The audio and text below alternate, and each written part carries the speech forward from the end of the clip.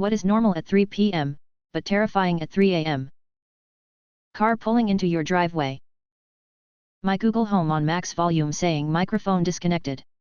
Microphone connected. I live alone. Breaking news. Having had to flee my home at 2 a.m. due to wildfires, I'd say heavy traffic.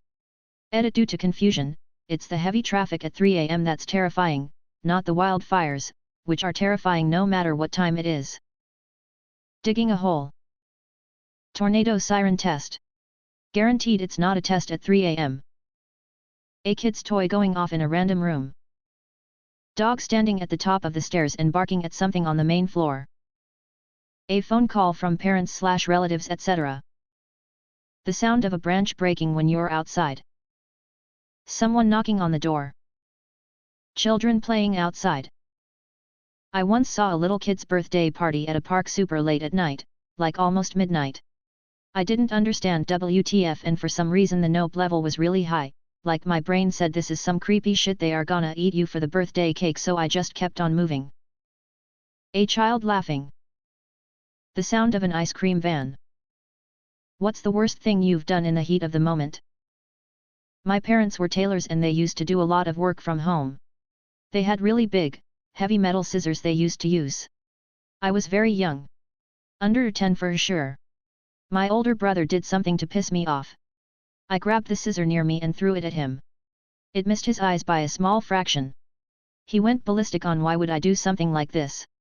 25 plus years later the memory still makes me sad how close I was to seriously injuring or killing my brother. I was being lightly scolded by my boss, and instead of rolling with it, I got pissed and told him, you know what, suck my dick, and left. I was not in a financial situation to quit at the time, and regretted my decision the entire elevator ride out of there, but looking back now it's easy to say worth it. I was probably 10 to 12 hanging out with the neighborhood kids, one being a few years younger. He was being annoying as fuck and wouldn't stop, so after a few minutes of constant annoyance I threw my scooter at him, hitting his head. No serious injuries, but he needed a few stitches. I knew I fucked up the instant the scooter left my hands. Late night impulse buys. In the height of the pandemic I ended up buying a little too expensive rowing machine for my apartment thinking I was going to be all fit. Now it's just collecting dust in a corner. Edit. After seeing all the replies and the interest for my rowing machine, I've decided to use it this morning. Got to 15 minutes before calling it quits. I'll keep at it. Told the judge, gimme your best shot. 10 added days for contempt of court. I didn't do it, but it happened near me. I was working construction one summer, and the veteran guy working with me got into a fight with the foreman and came back to the floor we were working on all pissed off, kicking things around. We were up on the 4th floor, and windows hadn't gone in yet. He picks up a huge level and flings it out the window, and about 5 seconds later says fuck. That was mine. Texting when I'm pissed off. The anger goes away, the text remains for eternity. I had gotten into a fist fight with my stepdad when I was 14 and got kicked out of the house. My dad picked me up and was lecturing me about making good decisions and asked me, do you want to grow up to be a criminal loser? I told him, at least I won't work a dead-end shit job and grow up to be like you. The instant it left my mouth I regretted it. He even shot back with exactly, I want you to be better than me, and I could tell it hurt him. The shitty part is, he did everything for me and still does. That conversation pops into my head from time to time and I still feel horrible about it. Edit. I did apologize to him later that same day. What I said came from a shitty place and he knew that. Regardless, I still think about it and it bothers the hell out of me that I could say something like that to someone who did nothing but try and make my life infinitely better than his was growing up. When I was in 10th grade, a classmate of mine pissed on my shoes. I didn't not snap right then and there, but he made fun of my looks a couple minutes later. I completely lost my shit, grabbed him by the neck and slammed his head into a steel beam. In hindsight I realized that I could have killed him or disabled him for life, but luckily he got away with a bad concussion. I don't know about heat of the moment, but when a cop asked why I thought I could go that fast down that road, I, without thinking, responded because I always do, then realized what my mouth had just said without consulting my brain and proceeded to lay my head against my steer wheel forcefully in shame.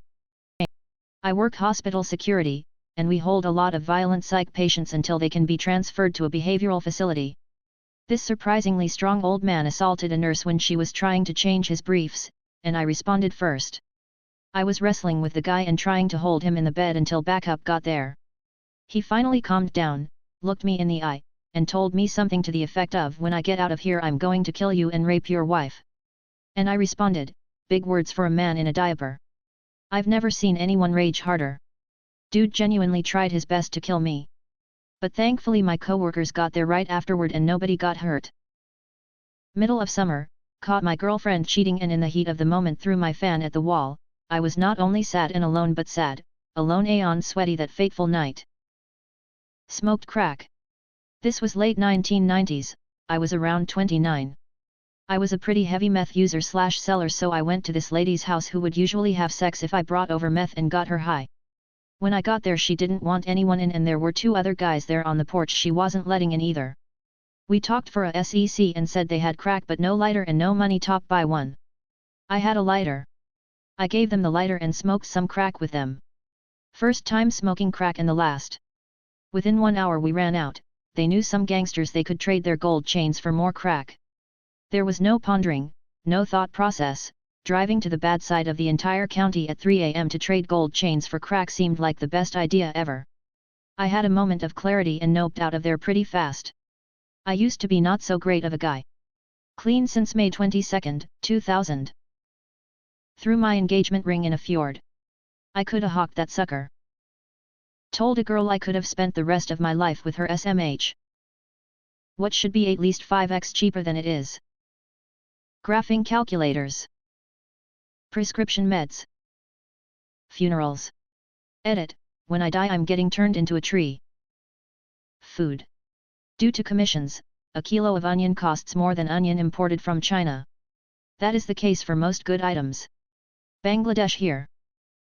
Printer ink. Transaction fees. EpiPen. For something that could potentially save a life shouldn't cost that much. Some people even carry an expired EpiPen because they can't afford to get a new one. College textbooks. They are charging insane prices and switching the required books often. Fucking eye care. Glasses and contacts. I'm lucky with decent health insurance that the style of glasses that I wear is only $20 copay, but Jesus. It's all so expensive. Medicine. As a pharmacy owner, you guys have no idea how dirt cheap some medicines are. Generic prednisone costs just a few cents, some ampoules cost just $1, cheapest birth control costs less than $1. It's that fucked up.